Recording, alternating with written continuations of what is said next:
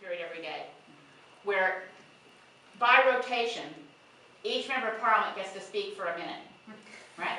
It's, you know, big whoop, and nobody's listening.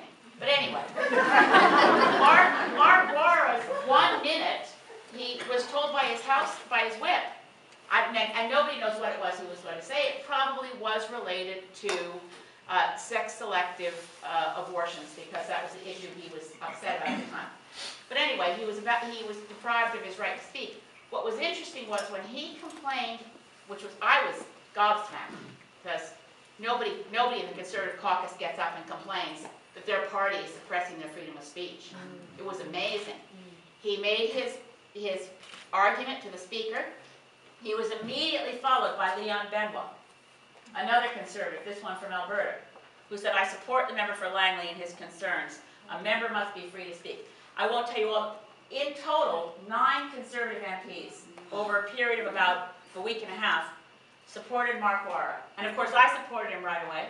Interestingly enough, Gordon O'Connor's comment immediately was, "Mr. Speaker, the member for Langley seems to want to treat you who are here as an umpire. You're the umpire here in the House of Commons. And he wants you to get down on the bench and pick the players. But that's up to me, because I'm the whip for my caucus. I pick who speaks." No. Fortunately, the Speaker's ruling was clear. No, the whips do not pick who speaks. Only the Speaker is in charge of the House of Commons. And the whips and the party bosses have no right to tell members they can't speak. But on a technicality, he ruled that Mark Wara didn't win that point, because he said the member for Langley didn't stand and try to get my attention so that I could recognize him.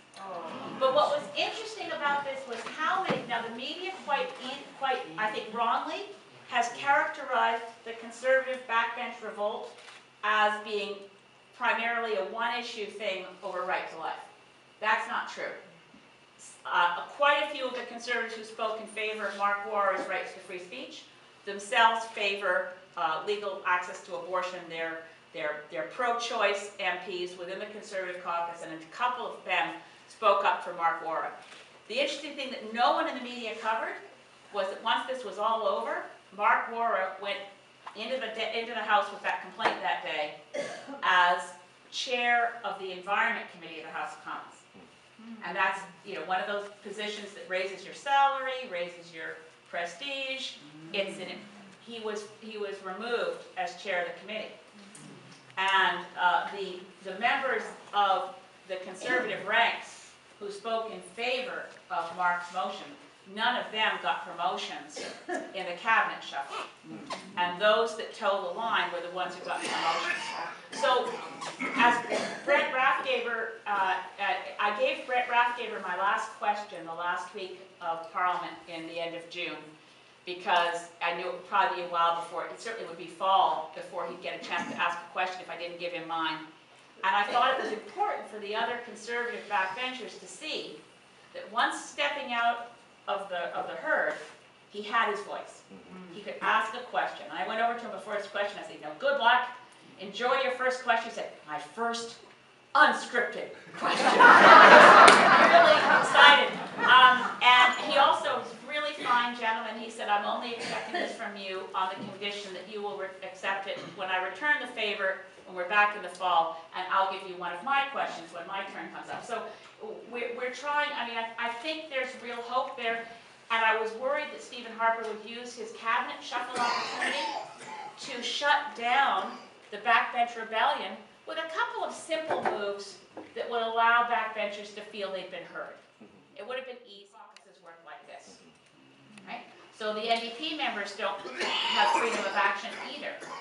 And although their policies are going to be better than Stephen Harper's if they're in power, this is one of the main messages I want to take on the cross-country democracy tour, is we have to identify what's wrong in the current system in a systemic way, as opposed to just the policies of Stephen Harper we don't like. We have to make sure that the next Prime Minister, through the next election, that enough Canadians are aware of the fact that this isn't right, that members of Parliament have to have the freedom of action to vote for what their constituents expect them to do, to speak out when they have an issue of concern, that they get their 1 minute to say, my constituents are worried about this issue. So I'm hopeful that, that the fall will see more fractures. And I also have got to say quickly that most of the conservatives with whom I speak are incensed over the Mike Duffy $90,000 check issue.